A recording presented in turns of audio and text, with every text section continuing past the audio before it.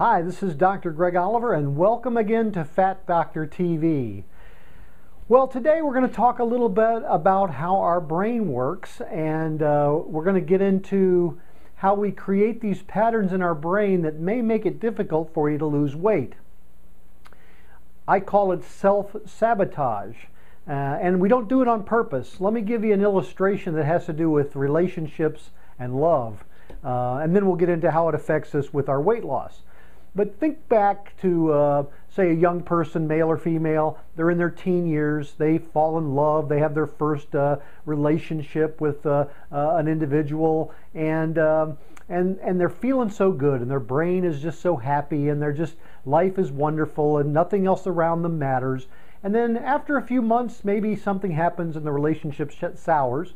And that person that they care about so much that they thought this was the person that I was going to be with the rest of my life, this was the love of my life, they became a jerk, or they became unreasonable, and they left. The brain remembers the pain. So that was a very painful, horrible episode for that individual when that person they cared about walked out on them. Now, let's say another year passes and they get into another relationship, and they feel that same way. Oh, I'm in love, and I feel great, and I'm happy, and life has never been this good. Well, the brain suddenly gets to a point several months out and says, hey, wait a minute. This was that point that we suffered all the pain.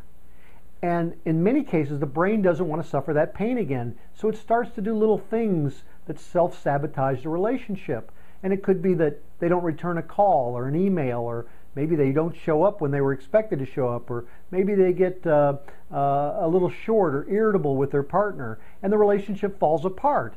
And many times we create that sabotage ourselves, and it's a pattern that's there. Because our brain doesn't want to feel that pain, we subconsciously destroy the situation, in that case, a relationship. Well, let's take this and move it over to weight. How many times have you tried to lose weight? How many times have you succeeded? Well, many of us will succeed for short periods of time. We'll lose 5, 10, 15, 20, maybe even 30 or 40 pounds. And then we get stuck, and lots of things come into our lives, and we get busy, or the job stress picks up, or something happens with the kids, or we're in a relationship, or whatever it is, finances change, and we get sidetracked, and we're no longer on the dietary plan, and we gain the weight back.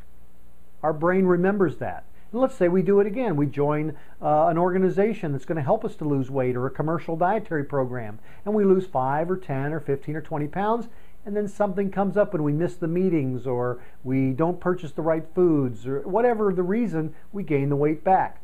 If you do that enough time, the brain remembers that, and so you start to get on a dietary plan and you start to lose weight, and after about 10 or 15 pounds, your brain says, wait a minute, this is kind of where we struggled. This is where we had pain. This is where we didn't want to go. This is where we get frustrated. And our brain sets up self-sabotage again.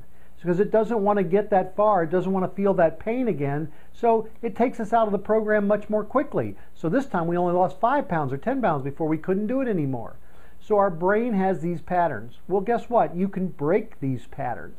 You have to find other patterns. Healthy patterns, things that will break it. You have to tell yourself that, look, I'm in a pattern now. This frustration is actually important for me because I need to realize that my brain is trying to self-sabotage me and get me out of this program. So, I know this is a little strange and maybe way out there for you, but our brain works in these patterns, and it establishes these patterns. And so when we've been in a diet and we've lost weight, plateaued, gain weight, lost weight, plateaued, gain weight, we've done that over and over and over, our brain just gets so frustrated with it that when we start to do it again, it's hard to stay with the program. Well, that's why you need mentors. That's why you need a program. That's why you need someone to hold you accountable. That's why you need to really figure out how to change the patterns in your brain. And it's a lot like scratching a record. Now, for those that are too young and don't know what a record is, I suppose you could do it with a CD. Scratch the CD or put a virus in the MP3. But anything that will alter the pattern can allow you to create a new pattern. So I tell people who want to change their patterns of eating is don't sit in the same chair when you're watching television. Don't watch television. Watch different channels. Go a different way to work. Don't drive past the same convenience store. Shop at a different grocery store. Go backwards in the grocery store. Do things different that your brain says, hey, this is different, this is unique, because you want to get out of those patterns. And when you get out of those patterns, you may be able to stay with the program longer. So change your patterns, change your habits, change your life, and certainly change your health and your weight. So today, that's it for self-sabotage. And if you have other questions about that, feel free to send us a comment or an email here at Fat Doctor TV. We love to hear from you. We get lots of great comments, and we're always willing to answer those. So we look forward to seeing you on another episode of Fat Doctor TV. So this is Dr. Greg Oliver saying so long for now, and watch out for the sabotage, especially when it comes from your own brain. Have a great day. We'll talk to you later.